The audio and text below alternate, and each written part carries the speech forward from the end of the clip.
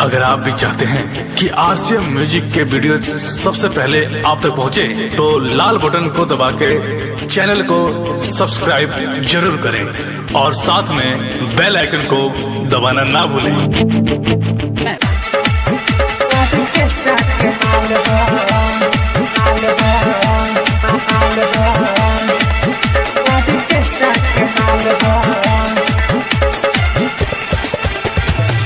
आइल बंगाल से बाहिरनी के चाल हो,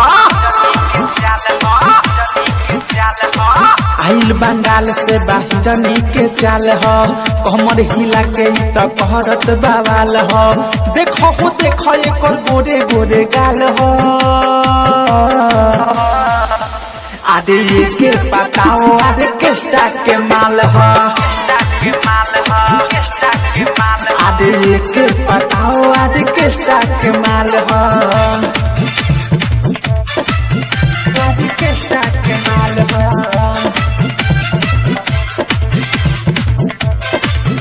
आदे केस्टा के माल हो, आदे केस्टा के माल हो।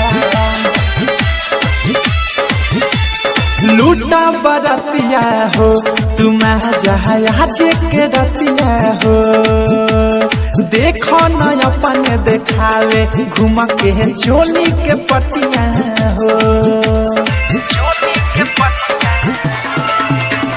लूटा बरतिया हो तुम जहाज के रतिया हो, देखो न अपन देखावे घुमा के चोली के पटिया हो। बाते गजब कोलाई बाजब के चीज, हाथ भीतरी घुसा के सदये के गीज, ढोढ़िए कर देखो 2 इंच खाल हो, आदे के पताओ आदे केस्टा के माल हो, आदे के पताओ आदे केस्टा के माल हो, आदे केस्टा के माल हो,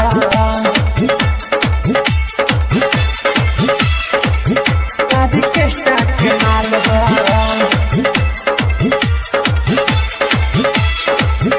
आदे केस्टा के माल हो।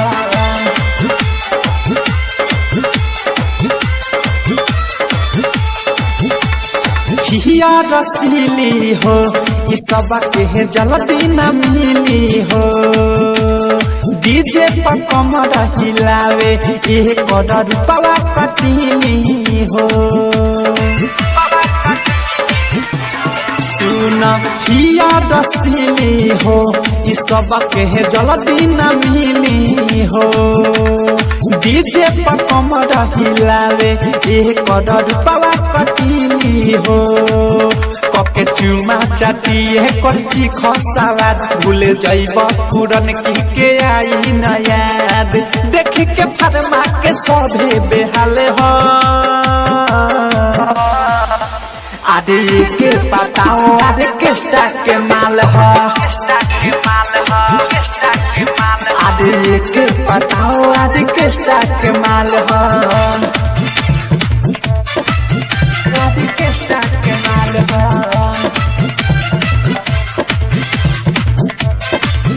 आदे केस्टा के माल हो, आदे केस्टा के माल हो। राइटर विकी विशाल नाही मिली दोबारा हो, अवध सपने में सुन पवन हो लागी न भारा हो,